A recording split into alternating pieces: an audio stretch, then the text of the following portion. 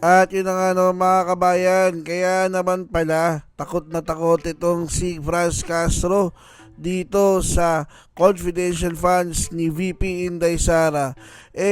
Siya pala ang pinakaunang nakatikim o nasampulan nitong confidential funds. At yun nga maalala na itong si Franz Castro ay nahuli ngang nagkidnap ng mga bata at dinala nga dito sa Maynila upang isama sa rally na hindi alam ng mga magulang ng mga bata.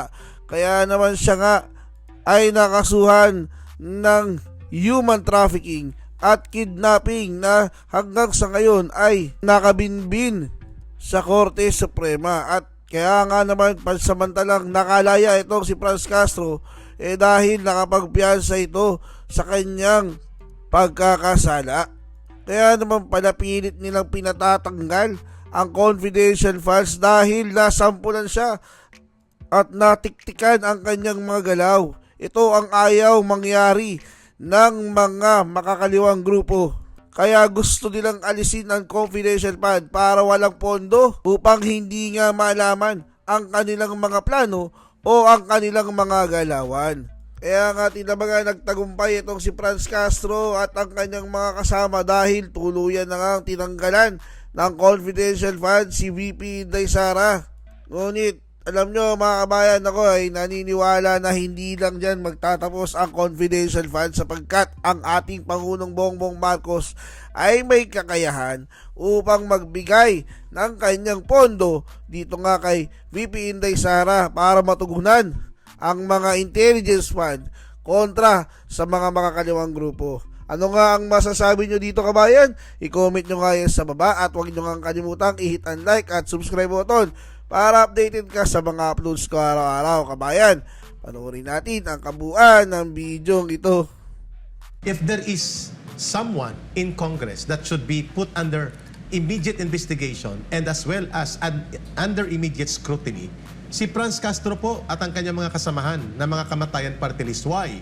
Number one, may pending case ito ng human trafficking, qualified human trafficking in relation to child abuse. Bakit? Kasi hinakot nila ni Satoru Campo ng walang paalam sa mga magulang, walang permiso ng mga tribal community leaders sa Talaingod ang mga kabataan doon sa salugpungan schools na pinasarado ng mga katutubong pamayanan dahil sa paglabag sa tradisyon at kultura ng mga katutubo at naging recruitment center ng NPA sa lugar nila.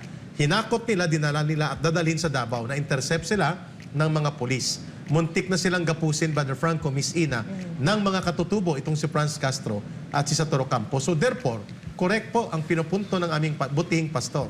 If there is someone that should be put under investigation, isuspend ang sahod niya at kung pwede nga imbestigahan sa Ethics Committee itong si Franz Castro na kunwari ay napakagaling sa pag-atake kay Vice President Sara Duterte nakaharap nga sa mga kriminal na kaso. Number two, ipinakita po ng report ni Jason Rubrico ang binabanggit ng kasama namin si Brother Franco kung gaano po kalaki ang security challenge na hinarap ni Sara Duterte bilang mayor. Number one, yung bombing sa night market sa Davao City na involved po ang isa sa pinaghinalaan network of operation ng Mauti IC Cell na nakabase sa Davao Region area. Number two, ang pagpanununog ng CPP, NPA, NDF, Brother Franco, Miss Ina, sa Lapanday Fruits, damaging 1.5 billion cost ng property at naapektuhan ang mahigit 3,000 manggagawa. Number three, sinunog din po nila dyan sa Davao Region ng NPA ang mga 10 heavy equipment na gumagawa ng road construction, Brother Franco. I think sa area ng Paquibato District lang. So, malinaw po na sunod-sunod na mga malalaking atrocities, pang-aambush, pagpatay ng mga sundalo, pulis at mga katutubo, at iba pang pag-terrorize sa area na yan. So, kung ikaw si Sara Duterte bilang mayor, na gusto mong tapusin ang problemang ito, doon dapat ang pangangailangan kung bakit may confidential fund required for security support and security projects to promote the decisive actions of the government na supilin at tapusin ang problema sa communist terrorism na nakapaligid sa Davao City at buong rehiyon ng Region 11. Yes, kaya ka Eric itong Makabayan Block, pinupush nila yung funds na ilagay, transfer sa social services. Kung walang confidential funds, mahuhuli ba si Franz Castro ng kidnapping? Pwede. Makikita ba natin yung mugshot na yan kung walang confidential funds? Oo. Sakpan gani si Sige, Castro. i-present nga natin ulit, Yun din, production team, yun din ang mugshot niya. minention kahapon yung ni Pastor. ni Pastor, binigyan linaw ni Pastor na ganun ka-importante. Diba? Malalaman ba natin na si Franz Castro ay kidnapper pala ng mga bata na nakalagay doon? Ayon sa kasong naka-file sa Ayun, kanya. nakalagay sa po kanya. yun na. Nakalagay kidnapping. Oo, diba? kidnapping at parang may isa pa, Brother Franco, child abuse, qualified trafficking. Oo, di ba? Yan yung resulta ng confidential funds, di ba? Na binibigyan din natin dito kung gaano ka-importante. May isa pa, Frank. Brother Frank. Kaya di dapat questionin ka, Eric, ang confidential fund. Miss Ina, yung namuno sa panununog ng Lapanday Fruits, Brother Franco. Kung walang confidential fund, mahuhuli ba at naikwentro si Jinggoy na commander ng NPA doon sa boundary ng Davao at Bukidnon, nasundan siya. Ito yung nanunog ng 3 planta Yes. ng Lapanday Fruits sa Davao City. So dahil dyan sa confidential fund, na-trace kung sino mga involved, including si Eric Casilaw.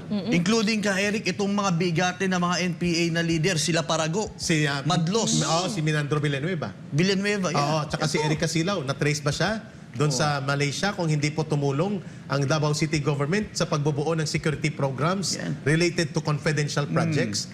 So huwag nyo kaming lokohin. Correct. Kasi di naman para sa mga kababayan natin ay ilan dyan, ang pag-intelligence kasi, like sinabi na, technology, kailangan natin yan. Satellite, to detect yung mga nasa kabundukan. Wala naman tayong bundok dito eh. Ikukumpara mo ba yan? Na kinakailangan natin ng malaking pera para masustain ang mga impormasyon sa ating mga intelligence na mga dyan sa kabundukan din. Wala. Yes. Diba? Wala naman tayong ganyan. Dito sa bundok, pwede natin gawin yan. At ganyan ka-importante ang intelligence fund na hindi ibinubulgar ng mga mainstream media kung saan tinitignan lang niya, saan napunta? Saan napunta? You're just hitting the very tip of the surface. Ang sabi nila, Brother Franco, 400 billion plus in every year. Unimaginable daw. Pero tingnan nyo ang achievement, ang accomplishment. Tingnan nyo po ang practical implications kung ano ang naitulong at kahalagahan na naidulot ng Intelligence and Confidential Fund sa pag-stabilize at pag-normalize ng peace and security and public order sa Davao.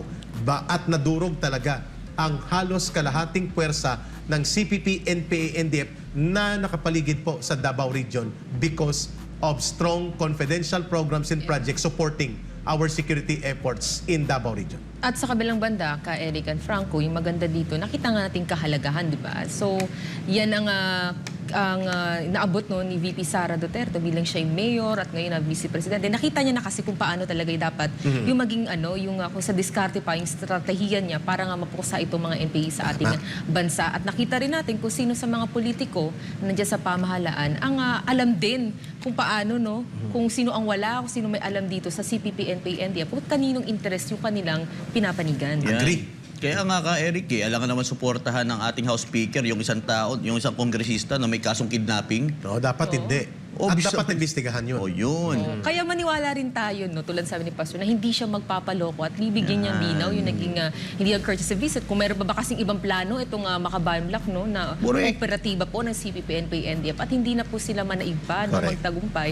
So this is a reminder po no, sa ating mga nasa politiko at nabanggit nga rin na yung panahon no, nung campaign period last year na yung mga naging kaalyansa ng CPP, NPA, NDF ay sila bumulusok talaga dahil nakita ng taong bayan na ito ay mga potential no na magpapabagsak din sa ating pamahalaan no, yung interest ay hindi interest ng mamamayang Pilipino kundi yung sa interest ng kanilang mga sarili at pinapabayaan no yung kaaway ng ating ng estado ang siyang makasama doon sa pamahalaan. We're referring to kung paano nangyari po ang overwhelming defeat na nangyari po kay Leni Robredo. Nakita ng mamamayan na ang kasabwat niya ay itong mga kamatayan party list. Umakyat sa entablado, itong mga taga-sponsor ng terorismo, pagpatay, panununog, pangbobomba, at pagwasak sa ating bayan, pagre-recruit sa kabataan, same people, same organization, same personalities na nakasama ni Leni Robredo, kaya hinatulan sila ng mamamayan. Overwhelming defeat. Very, very overwhelming defeat against sa kanya.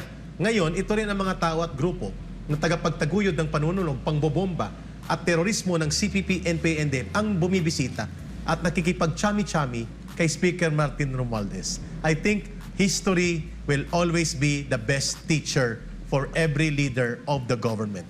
We hope na hindi po mahuhulog sa trap na yan si Speaker Martin Romualdez Yes. at iba pang mga political leaders ng gobyerno. And last naming, before kami mag-break, uulitin po natin, bakit ginagang up, pinagpipiestahan, at pinuputakti ng isang atake si Vice President Sara Duterte? Siya ba ang kalaban ng gobyerno? Siya ba ang nagwawasak ng mamamayan? O siya ang tagapagtanggol ng mamamayan at ng ating bayan laban sa totoong kalaban ng mamamayan at ng pamahalaan, which is the CPP, NPA, NDF, and among the officials right now, siya po ang pinakamaingay, pinakamalakas, pinakamatunog at pinakadisididong namumuno para tapusin na ang CPP, NPA, NDF. Kaya siya pinupuruhan ngayon. Yes. Kaya karapatan at obligasyon po ng mamamayang Pilipino na ipagtanggol natin ang mga nangangalaga ng ating bayan at ng ating pamahalaan. Maraming salamat ka, Eric. Bisina, mga